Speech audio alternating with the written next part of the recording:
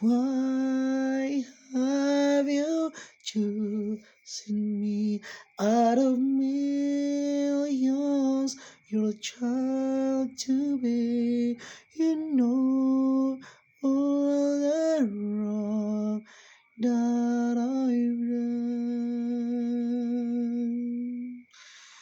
Oh, how could you frighten me? Forgive my iniquity to save me. Give Jesus your Son.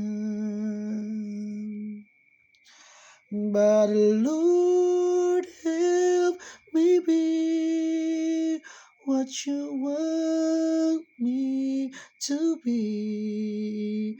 Your word I will strive to obey. My life I now give for you.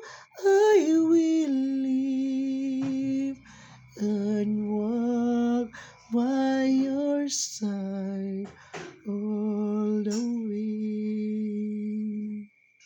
Nice kayo kanta guys.